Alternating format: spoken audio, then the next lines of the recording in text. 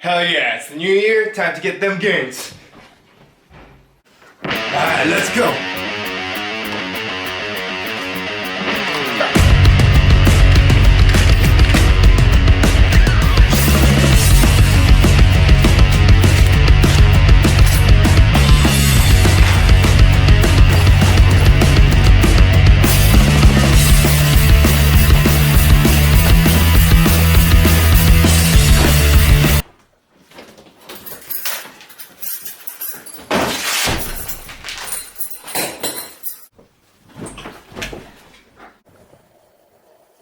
You forgot, didn't you? Yep. The gym is still closed, huh? Yeah. I told you so. Hey, what's up everyone? Ryan here and welcome to the video. First up, I want to say Happy New Year's and I hope you had an amazing holiday break. And with the New Year's, it comes with new goals. I've been watching a lot of YouTube videos on diets and workout routines, and this year I want to start it off right. But a disclaimer, I'm not an expert, I don't have any crazy credentials or any certifications, things like that. I'm just a guy that wants to get better. So if you want to join in, please like and subscribe and leave a comment below. And with that, let's get started. So what I'm going to be doing is I'm going to be checking my weight every morning for the rest of this week. Alright, let's do this. Be right back.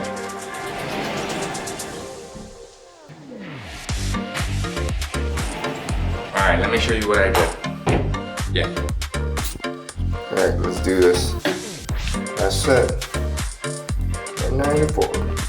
Alright, just to give you an idea of what went down. When you first weigh yourself, you should weigh yourself at your lightest. For some people, it could be early in the morning when they wake up. For other people, it may be later on in the day. One of the things I usually do is weigh myself in my underwear. I know 1 pound or even a half a pound won't save a bad diet, but at least you can have an accurate picture of what your weight is. The next thing I usually do is use the restroom before I do my weigh-in. The purpose of that is to remove any excess liquids or extra baggage.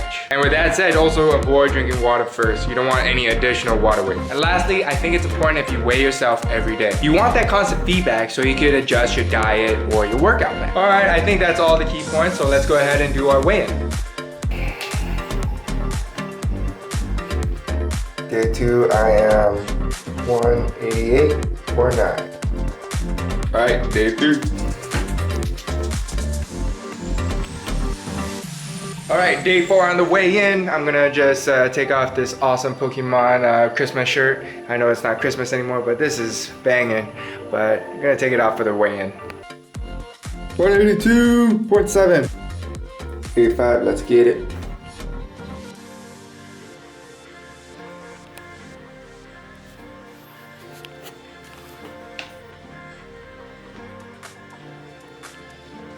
All right, last day of the week.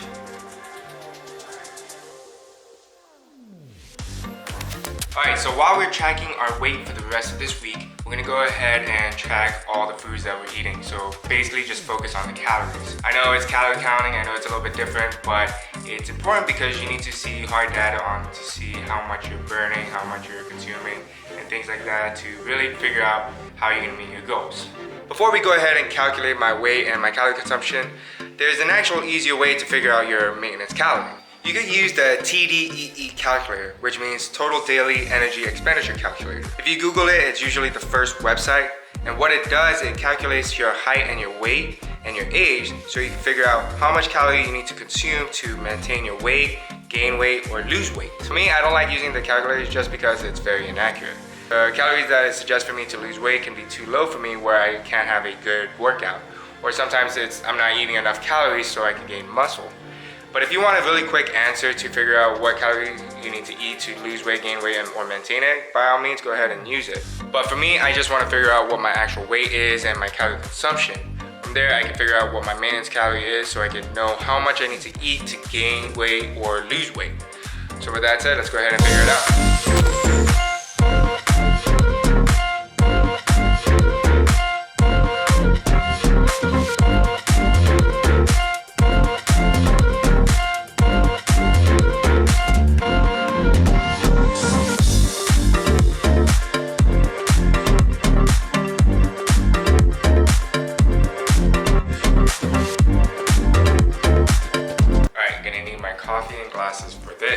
So throughout the whole week, I tracked my weight and I was able to track all my calories. Now I'm going to show you what I use that data to kind of tell the story of what my weight is and how I'm going to go about in reaching my goal. Alright, so this is my lame attempt to showcase some of my data to help me reach my goal. Right over here is by week and by day. This is what my weight is by pound per day. I bolded the first day out of each week to help me paint a better story. Right over here is the weekly average and the median to kind of, again, to explain what my weight is per week. The average, of course, the average out of there, but the median is what is my middle number on this data. Right over here, this is my calorie consumption for the week. I use MyFitnessPal app to help me keep track of all the food that I've been eating and the calories that it has, just so it could help me figure out what my current diet is. Now, looking at this, my number is everywhere, and I was going from 193.9 to 184.5. That's a 9.5 difference and improvement, but it doesn't really paint the story because during that time, it was the day after Christmas where I ate pretty heavy and I enjoyed myself, which everybody should do. But of course, I knew that was going to be my heaviest.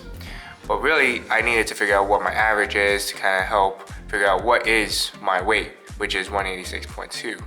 But what is also important to track is the median, because the median is basically removes all the outliers. So 193.9, my heaviest, is all gone, or maybe it's my lowest points. Maybe I was just low throughout the week because it's not a weekend, I'm not eating as much. But basically right in the middle, or basically my middle number, 185.9, that's where my typical number would be. Now, since I lost weight from here, this is based on how much calories I consumed. I consumed 15,938 or 2,276 calories per day. So this was my diet and my calorie.